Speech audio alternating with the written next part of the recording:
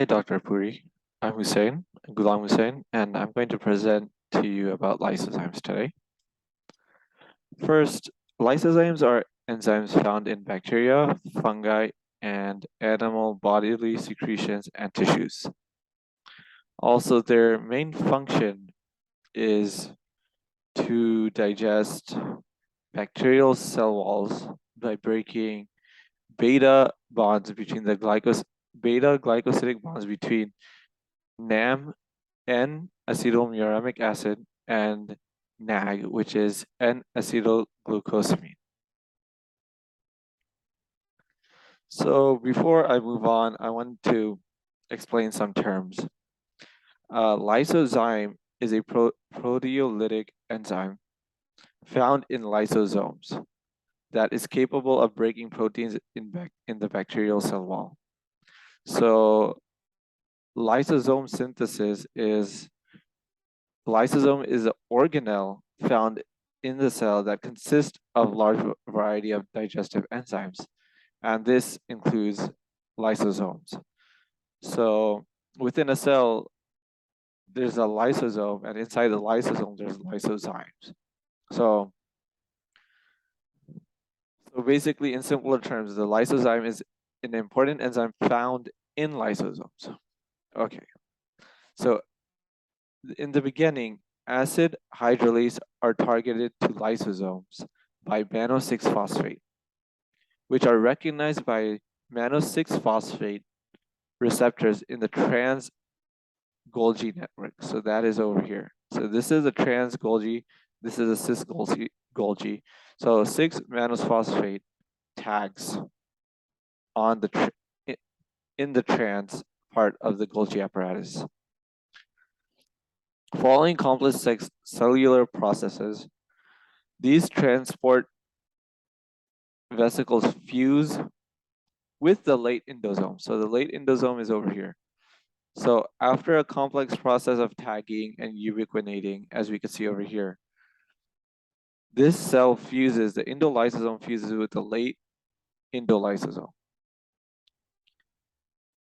And because of acidic internal pH, this causes the hydrolases to dissociate from mannose-6-phosphate receptor. The hydrolases are thus released into the lumen of the endosome. So once the lysozyme and the receptor are separated because of the pH, the lysozymes are freely circulating inside the organelle. Then the late endosome then matures into lysosomes as they acquire full complement of acidic hydrolases, which digest the molecules originally taken up by endocytosis. So after this late endosome is formed, then they are able to actually digest the material that was consumed. Or in our case, the lysosome is able to break the bacterial cell wall. So this image shows the mechanism of how lysosomes break the bacterial cell wall. So it's called the Phillips mechanism. So first, there's attachment of the aspartate, which changes the conformation of this, the D sugar. And then GLUT35 right here attaches and cleaves the proton. And then in step 3, aspartate then comes and binds to the D, and then water comes and hydrolyzes it, and it breaks this bond right here between NAM and NAG, and then everything is returned back to its original state in the final step.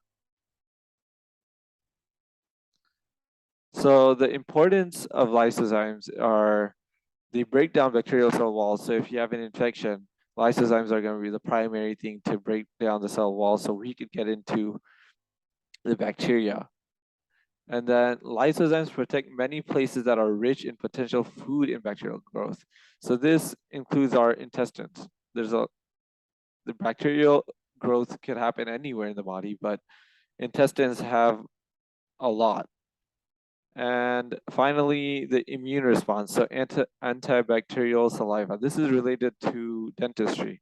So if we did not have antibacterial saliva, we would have caries producing way more often than we should.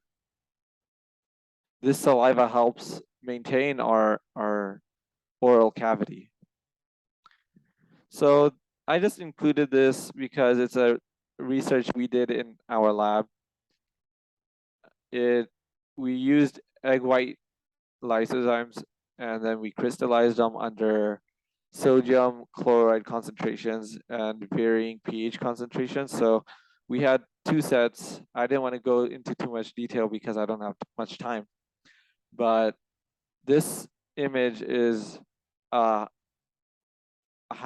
low concentration of salt, which we can see that there's big cubic 3D images, and the ones that you can see very clearly are the lysozymes. And then as we increase the concentration, then it got clear over here. We didn't have as many crystals.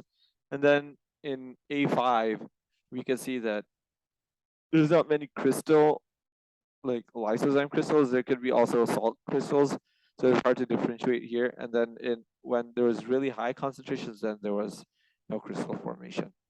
So this was just a fun experiment I did in my biochemistry lab. And if you have further questions, please don't hesitate to ask. So this concludes my presentation. These are my citations. And if you have any questions, please feel free to email me. Thank you so much.